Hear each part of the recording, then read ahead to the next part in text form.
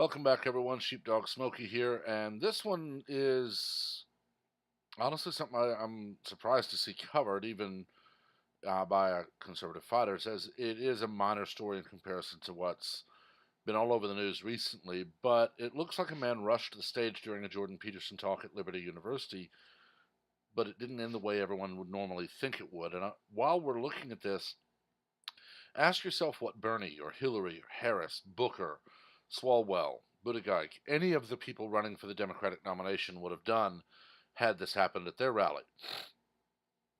Dr. Jordan Peterson, best-selling author, clinical psychologist, and quasi-cultural messiah, recently appeared at Liberty University in Lynchburg, Virginia, to deliver a convocation speech. While many of Peterson's appearances are generally rife with notable moments, this one may stick in his head as more memorable than most, as one audience member rushed the stage and proceeded to break down crying in a plea for help. Peterson delivered his remarks in a panel-type discussion along with David Nasser, Senior Vice President of Spiritual Development for Liberty University, Jerry Falwell, Jr., President of the university, and Gary Habermas, Historian and Apologetics Professor at the school. In the video, you can hear a commotion occurring on the side of the stage, and a young man rushes up onto the platform where the four men are seated and begins shouting and crying. "My name is David, and I need help. I need help," he cries. "I just wanted to meet you." "I called 911, David wails. "I want to be well. My God, I just want to know him better."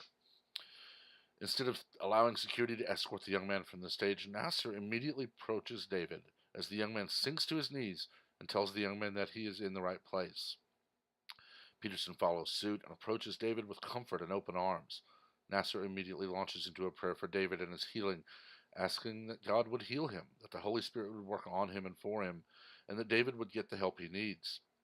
After the prayer, David allows himself to be escorted from the stage. Nasser tells David, "Hey buddy, we're here for you." Clearly moved, Nasser goes on to use the incident as a teaching moment to spread the gospel. Peterson, who is not a Christian, appears teary and red-faced, clearly moved by David's demeanor and desperation. Nasser goes on to point out that it's not just David who feels this way. David feels many other people, including adults, feel the same way and need God in their lives. Nasser lauds Peterson's best-selling book, 12 Rules for Life, An Antidote to Chaos, and points out that it's important for people to have a roadmap to navigate the how-tos of life. "I'll be the first to tell you, in front of our distinguished guest, that these rules work," he goes on to tell the audience, "but they all stop short without the ruler."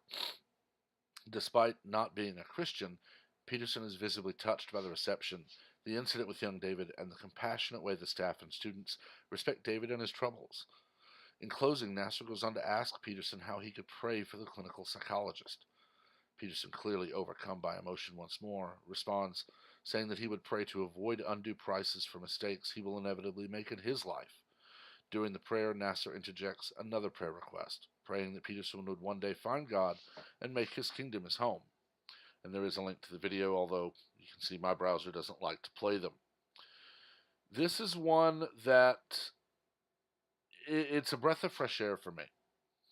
I've seen stories where people who are supposedly supporters try to rush the stage in awe of their Democratic heroes and are dragged out by police, where others try to just get close to people and they're pushed away or whatnot.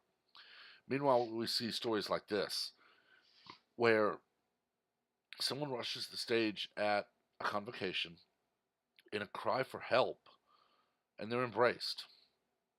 I can tell you there's been one experience in my life, very dissimilar to this, but while at a uh, church youth group function at the University of Mary Hardin Baylor, uh, some new friends of mine and I were walking from the last session of the day toward dinner, and we saw a young woman crying at the fountain. She had lost her job. She was not sure what was going on in her life. Apparently, we believe she was alone in life, nowhere to turn in the local area. I don't remember much about it. It's been close to 25 years now.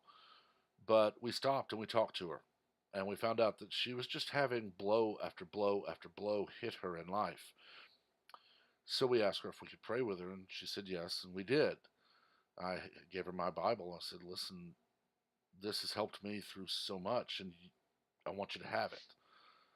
It was actually a Bible my parents had given me for my birthday, but I had another one at home, so I gave her mine.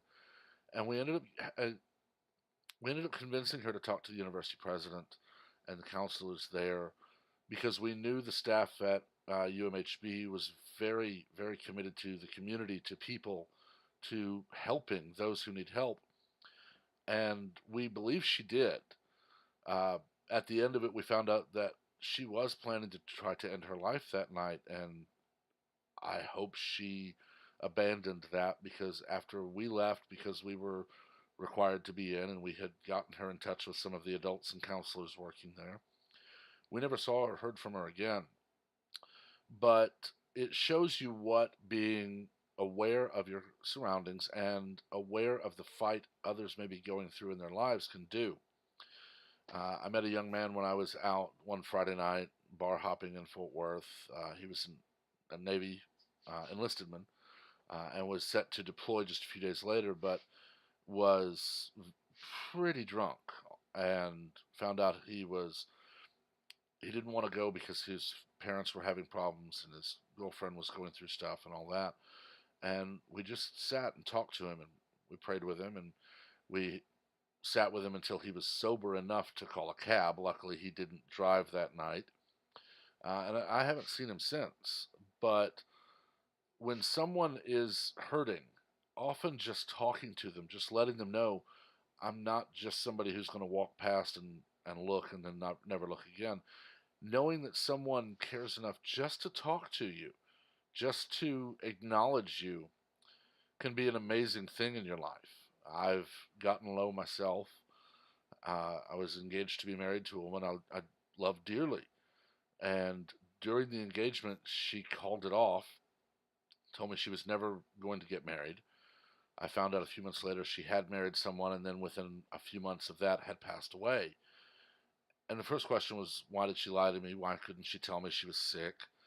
What was wrong with me? I got low, and friends of mine and strangers that were friends of theirs rallied around me, and I wouldn't be where I am today without that. All of us need help at several points through our lives. All of us have low points where we don't know how to get out of the hole we're in. But if you just look around, there are people who will help you. And if you look around when you're not in those positions in your life, you'll find people who need you to be that person. Nasser and the others here proved to be those people for David. And I can only pray that he does get the help and counseling he needs because he's already taken that first step of saying, I need help. And that is a hard step to take for many people because reaching out and saying, I can't do this is an admission of a fault in your life. It's the way you see it. It's not, but that's how people see it. They think I'm saying I'm weak. No, you're saying you're human. You're saying that this is something I do need some help to face. And that is nothing to be ashamed of. Everyone has those moments in their lives. And how you handle them, whether you reach out for help or whether you struggle through or whether you let it beat you, tells the story of your life. So it's something that, I mean, like I said, just keep your eyes open, be aware of your surroundings, because if you hit that point in your life, you want to know someone will see it. And if you're thinking like that, when someone around you hits that point, you'll see it. And you'll be the person that they need in that moment. Thank you for watching. I realize this is a bit of a different one for me, but it did strike me as something that is it rings in my life as something that's happened to me and something I've seen. So I wanted to talk about it. As always, please like the video, hit subscribe, and turn notifications on so that you're the first to know of new content as it's posted. And let me know what you think in the comments. Until next time, everyone have a wonderful day.